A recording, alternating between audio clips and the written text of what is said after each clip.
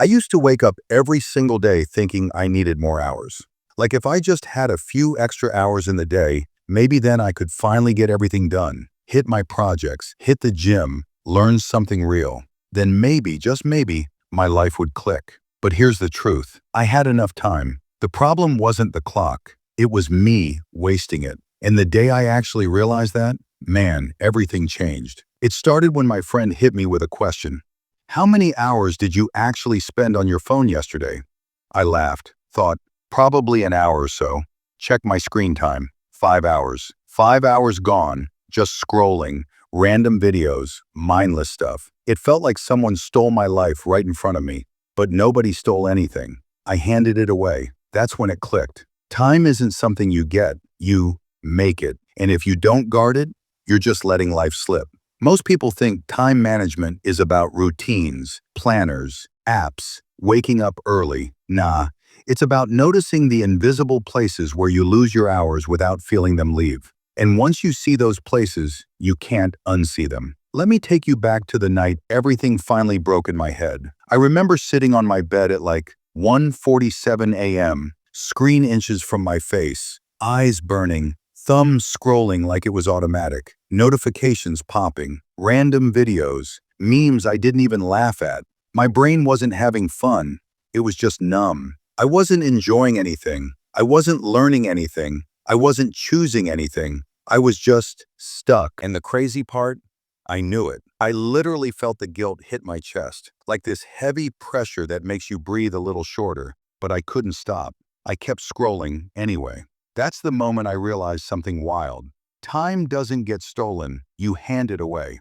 And you know that moment when you open your phone to check one message and suddenly it's 40 minutes later? Yeah, that single moment, that's where most people lose their entire day and don't even count it. Here's the real villain, your brain. More specifically, your brain's reward system. Here's the science they never tell you. Your brain loves unfinished loops.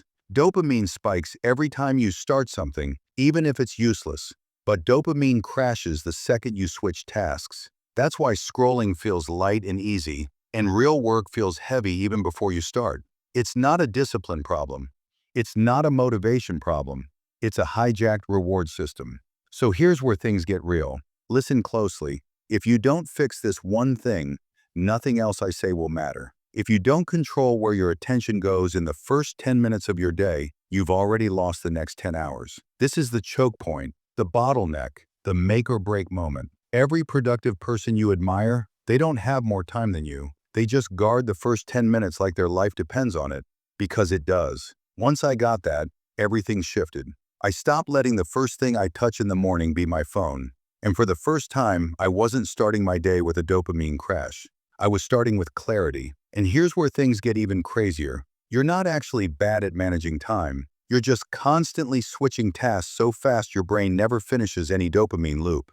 You start something, switch, start something else, switch, start again, switch again. And each time you switch, you reset the loop and kill your own focus. That's why you feel busy but have nothing to show for it. That's why you feel tired even when you barely worked. That's why 8 hours pass and you're like, bro, what did I even do today?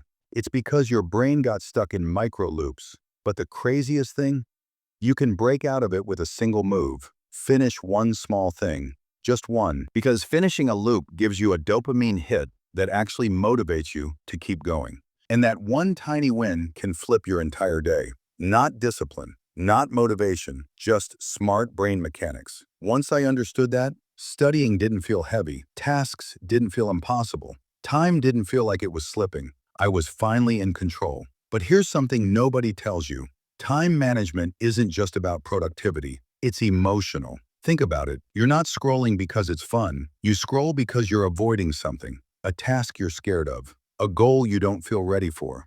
A version of you that you think you're not good enough to become. And if that's you, if you overthink everything, if you rewatch your mistakes 100 times, if your brain turns every simple task into a whole mental battle, then listen carefully. Because most people who struggle with time aren't lazy, they're overwhelmed. Their mind is racing so fast that they freeze. And freezing looks like procrastination from the outside. But inside, it's panic, it's fear, it's what if I mess up again? So let me ask you something real. Do you overthink every decision? Do you replay every scenario in your head until you do nothing?